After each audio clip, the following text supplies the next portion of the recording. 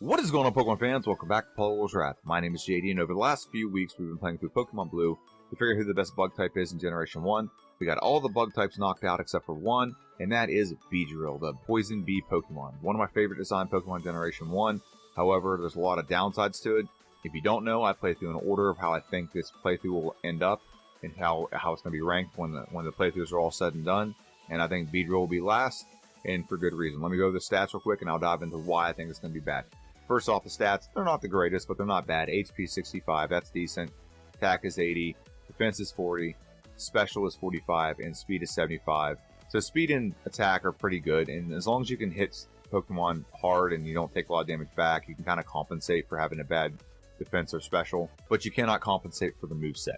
The moveset for this Pokemon, we start the game with Fury Attack, and that's it. We don't get another move to level 16, which that move is garbage, which is Focus Energy.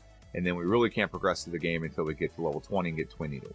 Now here's why Fury Attack is a problem. One, it's not a great move. It's not the worst move to start the game with, but it's 15 base power, 85% accurate. You only have 20 power points. That kind of is a detriment in one of the strategies I tried to work around the problem we have. It's going to hit multiple times, between 2 and 5 times.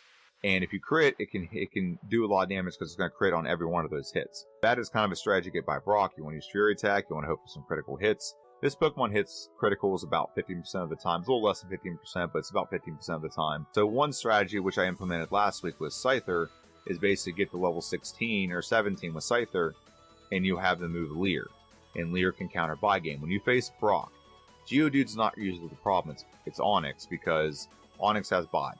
Bide, once it's initiated, whatever you do to Onix damage-wise, it'll deal it back double. So if you do, over 3 turns, you do 8 damage, it'll do 16 to you. That's a problem, and we can't take that much damage. Don't have a lot of hit points. Usually by then you're also kind of whittled down because getting through Geodude's not hard to get through. He just takes a while because his defense is so high.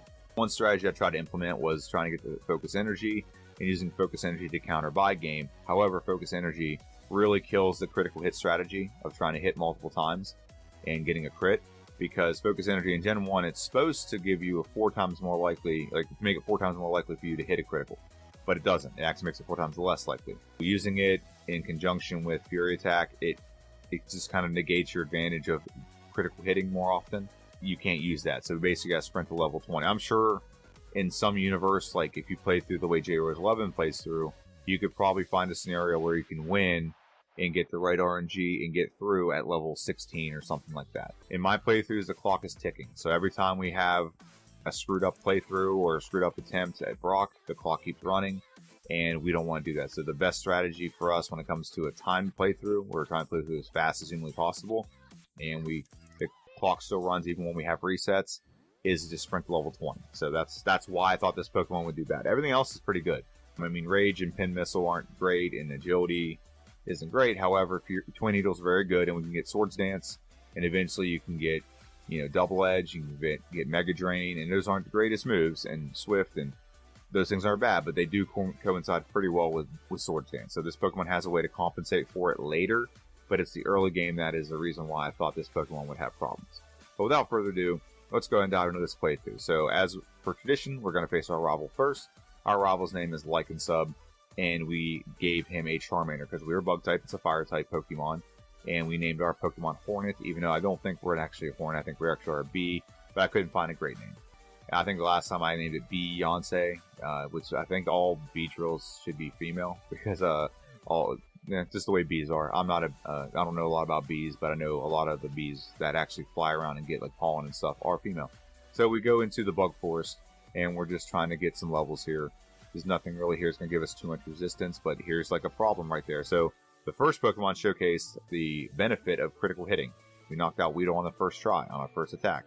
And in the second Pokemon there, Caterpie, showcased the other problem with this move. It has 85% accuracy, and we missed 2 moves in a row. So I don't know how something 85% accurate and you miss 2. This is a horrible roll and horrible odds. And it is what it is, and there's nothing you can do about it. You just got to fight through it. Now the good news is we don't get another move, so we can eventually get a move called Struggle. It's Struggle, if you don't know, is a 50 base power move. Whenever you run out of turns, it does Struggle, which is 50 base power. It does do recoil, so everything you do damage-wise, it goes back to you by half. You take half the damage back, but it is a decent alternative. So right here we use Struggle, and it gets us through the Weedle battle. So we beat all the bug trainers, in the Bug Forest, and now it moves us right into our second rival battle. And this rival battle is really not that difficult as long as you don't get Sand Attack. The big thing is Sand Attack, and Sand Attack is just a pain in the butt. I hate this move with a passion. I hate Pidgey. Dirty Bird Pidgey likes to Sand Attack all the time. And luckily, we didn't get Sand Attack in this battle, so we're going to get a pretty easy win over Charmander. The only thing we can really do right now is I guess you get Growl us, and we can make a lot of misses, but even with Growl, we still get a pretty easy win. Take very little damage. We're at level 11, and that leads us right into our battle against the Moon Light Year's trainer. We did grind to level 14 so that we could face him, and this battle was pretty obsolete. We're going to go for Fury Attack, critical hit. It's a knockout with 3 hits with Fury Attack, and then we're not going to get a critical hit on Sandshrew. However, we do get Sand Attack. We do get Sand Attack, so now we start missing. And awesome. But with the 3 total turns, we get the knockout, and we're going to move right on to Brock. We got all the way to level 19. So what we're going to do is we're going to use Fury Attack to knock out Geodude, and Geodude gives 220 experience points. So we're just under that threshold of when we knock out the Geodude, it'll level us up to level 20, and then we'll get Twin Needle to take out Onix. And like I said, it's a slog. We're just whittling him down. He goes for Defense Curl a lot, and the reason why critical hits are important for this is if you hit a critical hit, it skips over all of his defense buffs, and it makes our attack even more powerful. Now we're going to get a critical hit here. See how much more damage that does when you hit a critical hit. And so we get the knockout. We have about 2/3 of our health left, and that brings out Onix. Now we're going to go ahead and take on Twin Needle, and Twin Needle, we're going to rearrange our moveset. Twin Needle is such a boss move for this Pokemon, and we get the knockout, critical hit. Don't know if it matters. We beat Brock Wakanda forever. And that moves us right into Mount Moon. There's nothing special in Mount Moon. We don't get a move. We just get a rare candy and an ether. And now we're taking on Super Duper Nerd, and Twin Needle just obliterated Grimer. He is weak to it after all. And we're going to obliterate Coughing as well. And we're going to take the Dome Fossil. All hail the Dome Fossil. I know if I didn't tell you, you're going to ask. Actually, now I think we go ahead and ask and tell me your favorite Pokemon. Comments are great for you to do algorithm. And that moves us right into Nugget Bridge. And we're going to face our rival. Now, the problem with being a bug Pokemon is we are weak to Pidgeotto, but he has no moves that we're weak to. But he is resistant to our bug move, Twin Needle. So we don't have a great option here, so it leaves us susceptible to being Sand Attacked, or really any other move is fine, but Sand Attack's the big problem. But we knock out the Pidgeotto, we knock out the Abra, the Rattata, and now we just got to knock out the Charmander. He does growl us, so we don't get the 2-hit knockout, but we'll get a 3rd hit right here, and we'll get the knockout very good. We beat our 3rd rival, and that leads us right into our battle against Misty. We honestly probably could have faced Misty a lot sooner. Twin Needle is like very effective in this battle, very effective move, very good move. Staryu comes out, and Twin Needle is a one-shot. And Starmie is actually Psychic, so we're not going to get a one-shot because it's very bulky, but we get a 2-hit nonetheless. We get the win over Misty, and that leads us right into our next rival battle. We don't get Body Slam with this Pokemon, so that leads us right into our 4th rival battle in the SSN, and this is where my hatred for Sand Attack the fuel for it just gets some gasoline thrown on it. Is this battle goes off the rails so fast if this stupid Pokemon hits Sand Attack. And we actually get pretty close, not gonna lie, we get pretty close. We've been Sand Attacked 3 times, so our accuracy is really, really dropped. And we get pretty close here, but Ember we're weak to. He's gonna do a lot of damage, and if we just hit one more time and critical hit, maybe we could win. However, we take a loss against Charmeleon, and that leads to a reset, and we're going to face our rival again. There's nothing really we can do here. We can't overlevel past these problems. If we just don't get Sand Attack, we win this battle without a problem. Even with Ember, even if he crits, we're still going to have a chance with this because we're so high leveled right now. We're level 20, almost level 30. And we get Sand Attack at least once, I think, in this battle. So that leads out Eradicate. And the other problem is, well, I mean, it's showing our accuracy. I actually never noticed that right now. It's actually showing our accuracy at 66%. So 2/3 of the time we're going to miss. And I'll tell you right now, when you get Sand Attack, it doesn't feel like it's 2/3 of the time. It feels like it's a lot more. So we get knocked out again. So there's 2 resets on our 4th rival, and this is not something I anticipated being a problem, but this stupid bird, and there's nothing to counter it. There's no TMs available. I don't know why this Pokemon can't learn Body Slam. I think every Pokemon should learn Body Slam. Like every Pokemon should learn Bide. You should be able to learn Body Slam because every Pokemon physically has a body it can throw at the opposition. But we eventually do get the knockout and get a little bit of better RNG, and that leads us right into our battle against Lieutenant Surge. In Lieutenant Surge, we don't have a weakness here. It looks like we're a flying type, but we're not. We're bug poison. Twin Needle will 2-shot the Voltorb. Is it going to 2-shot the Pikachu? It is. And Raichu, I don't think it's going to be a 2-shot. Oh, we do, because we get a critical. Oh, no. We get very close with a critical hit. But we beat Lieutenant Surge. That moves us right into Rock Tunnel. And in Rock Tunnel, we're going to face the Hiker Boomer. I call him Boomer the Hiker because he goes boom. And we're going to go Twin Needle. Twin Needle seems like it's going to be at least a 2-shot. If we get a critical hit, we might get lucky and knock out the Graveler with a critical hit. Or we can just get lucky and he blows himself up, and we don't want that now because we don't have the health to handle it. But we get a pretty easy win over him, move on to Celadon City. Now that we're in Celadon City, we can go ahead and upgrade our moveset a little bit, and we're going to start accelerating this Pokemon significantly. The first move we get is Pin Missile. Now this was via level up. It's not really a great move, but right now in this portion of the game, Pin Missile is very effective. We have a whole bunch of grass poison Pokemon in here that Pin Missile will hit multiple times, similar to Fury Attack, and will just knock out her Pokemon. It makes it so we don't have to use Twin Needle, save some power points, so I don't have to go back and heal, tons of things like that. The other thing that we upgraded was we don't have Fury Attack anymore. We added Swift. Swift is a more reliable move. It's 60 base power. It doesn't miss. It doesn't even have 100% accuracy. It just literally does not miss unless it's like a ghost. So this is beneficial because we could have went and rerouted and grabbed Double Edge, but Swift will be more effective, and there's a good reason for that, and you'll see why here in a little bit. Erica comes out, and she has 2 grass poison Pokemon, so Twin Needle is super effective. Tangela is only 2 times weak, not 4 times weak, to Twin Needle, so we get a 2-hit knockout on her, and Volcom goes down to a 1-hit knockout. Very good. We defeat Erica, and we're going to go right into our Giovanni battle, and here we get another moveset upgrade. So beating Erica gives us the move Mega Drain, and now we have something to counter rock types. And so Mega Drain is going to one-shot the Onix. It's going to one-shot the Rhyhorn.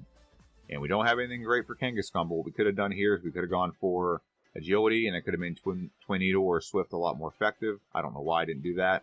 It would have made this battle a little bit quicker, but nonetheless, we get the win over Giovanni number 1, and he goes, "I'm Batman," vanishes, and gets... So, we get the Silph Scope, we get a Super Potion, and that leads us right into Pokemon Tower to face our 5th rival battle.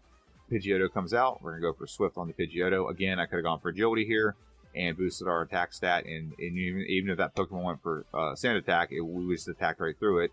And we're going for Twin Needle on the Gyarados. Not a great decision, because Swift would have been better. And Swift will knock out the Kadabra. And we went to Twin Needle for some reason on the Charmeleon. We made some dumb decisions in this battle. There's definitely room for improvement here, and you're going to see another blunder I'm going to do right now, which is we went to Silph Co and decided to get Swords Dance and thought, you know what, let's just take on our rival. And we shouldn't have done this. We should have just backed out. And honestly, I could have played it smarter. So Swords Dance is a setup on the Pidgeot. Pidgeot still has Sand Attack, so we got to run that risk. But we get the one-shot on Pidgeot once we're fully set up. Twin Needle one-shots to execute. And I made a blunder here and should have gone for Swift. I just badge boosted. I don't know why I didn't go for Swift. That's just dumb of me. We probably could have got the win, because I was going to outspeed both. Actually, no, I wouldn't have outsped the Kadabra, but I could have still one-shot the Kadabra, and I could have one-shot the Charizard. But I also could have leveled up, and we could have outsped then. But if you look at the battle, we don't outspeed. So now, here's the other problem. Pidgeot is going to go for Wing Attack because it's good AI, says it's super effective, and then it gets a critical hit, so we don't get fully set up, and then we can't knock out the Pidgeot, and we get knocked out again. So I'm like, you know what, we'll just leave, come back later, once we're a couple higher levels, and now we're going to go and face Koga. Now this is why I kept Swift, because we're going to face Koga, we're going to set up, Smokescreen 1, we get a second Smokescreen attempt, we get a second one that hits, so our accuracy is lowered. Swift will skip over all those accuracies, so all that badge boosting setup, and Swift will still hit the opposition. This is why I like Swift. This is why Swift would be a great move to have for a lot of Pokemon early games, so you don't have to worry about that Dirty Bird Pidgey.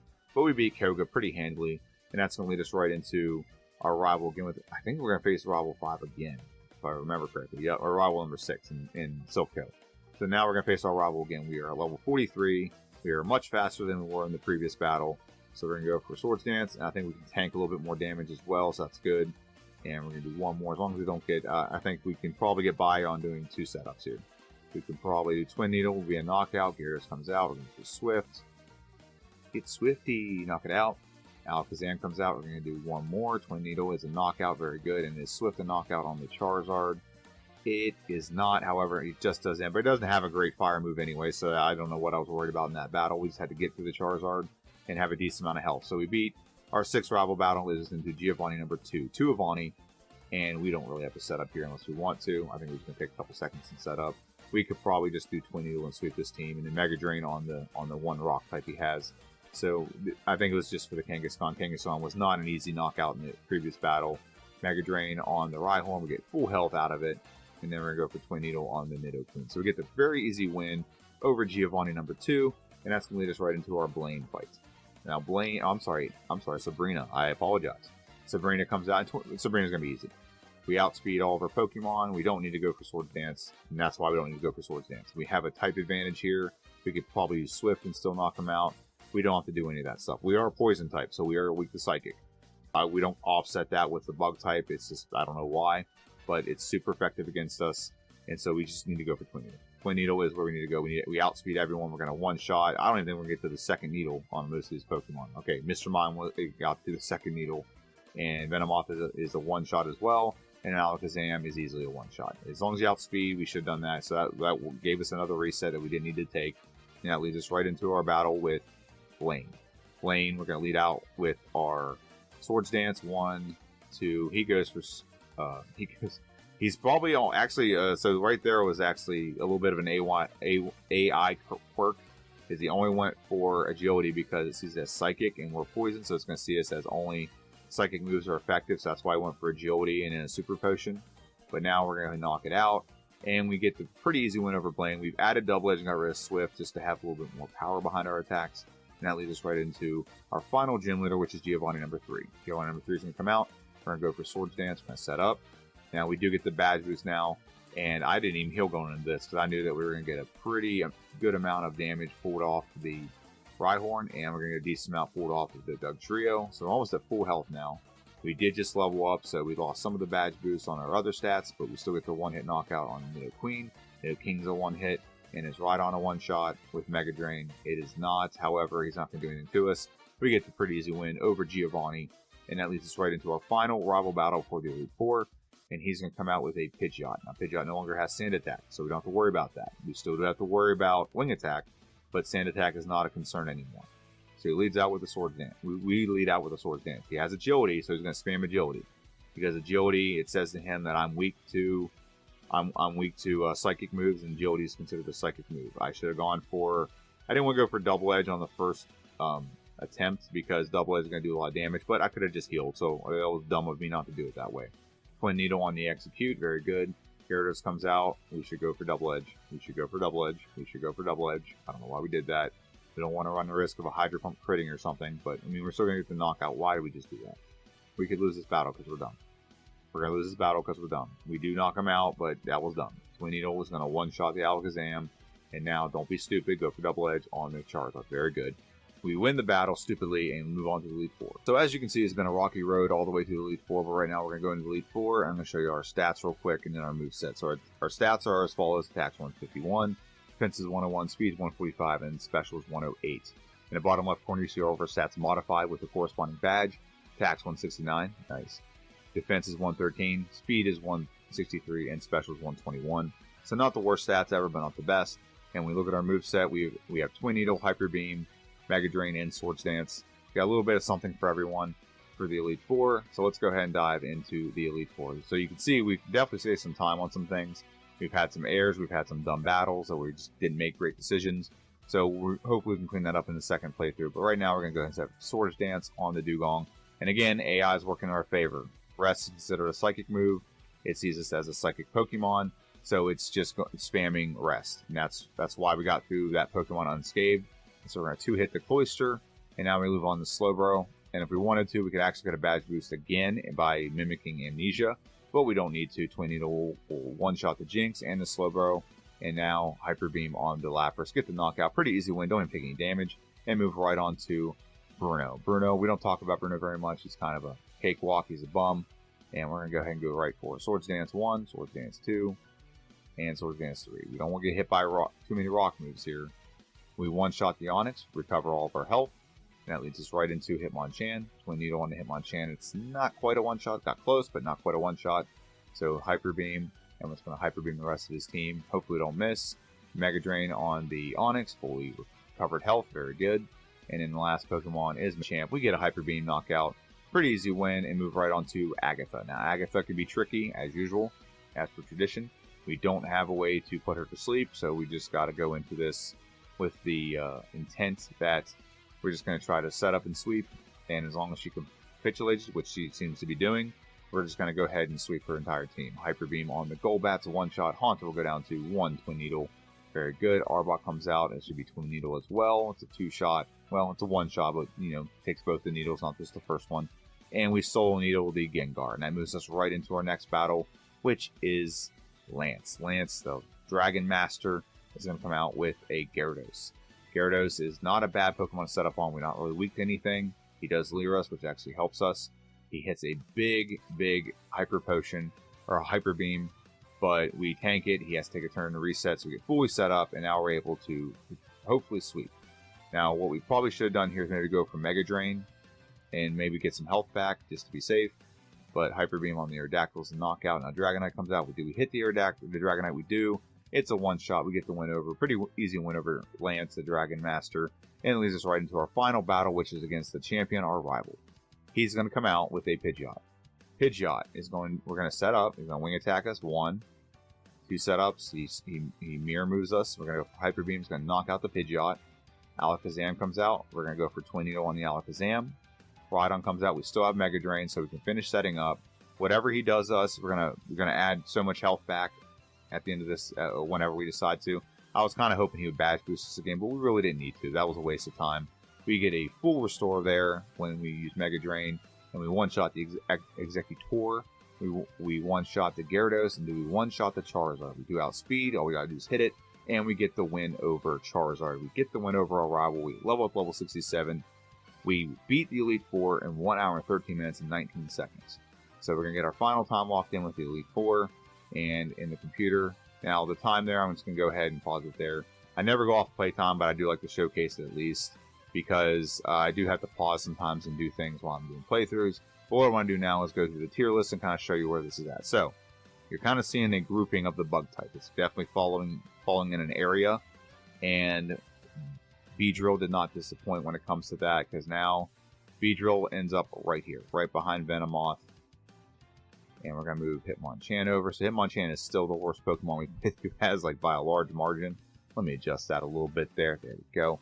Yeah, we were behind Venomoth by by a little bit less than a minute. It's like about 50 seconds. Could I get this Pokemon better? Absolutely. There's a bunch of battles that I could clean up and make this Pokemon better, but I can also do the same for Venomoth. That is the final bug type in this challenge. Over the next week, and I'm hoping I can do this, because some of these bug types take forever to play, and they're not always easy. I'm hoping to get the rest of these a second run done, so I can see if I can improve the time a little bit. So far, my prediction was incorrect. Parasect is the third worst bug type, rather than the best bug type. And I thought that because it had so much ability to badge boost and compensate for its deficiencies, whereas not all the Pokemon have that luxury. Pinsir so far is the best bug type, but I think I can improve all these bug types. Maybe not get them up into a higher tier, but definitely get them a better run and better representation for all of them. So next week, I have 2 videos planned. Wednesday, I'm doing a prediction video for the next typing I'm playing through as, which is the electric type.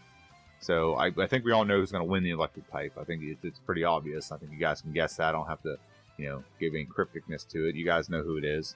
But I think I'm going to give a prediction of who I think it's going to be second, third, fourth, and the last place Pokemon I think is pretty obvious once you see the moveset.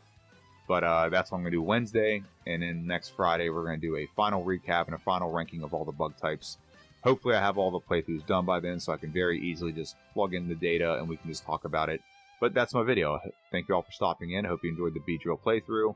Like I said, tune in next week for 2 videos. One's a prediction and one is a recap. And we're going to declare who the best bug type is in Generation 1. I think it's pretty obvious. I don't think there's much more improvement that some Pokemon can do. But hey, you never know. The right strategy can really alter a Pokemon significantly. If you haven't already, there's a video I put out on Wednesday. It was Scyther, but it's Scyther in Generation Pokemon Blue with Wing Attack. How much better does it make him? Does a 35 base power move really turn around that Pokemon and make it that much more effective? Well, go check it out and find out. Have a good one. I'll see you guys next time.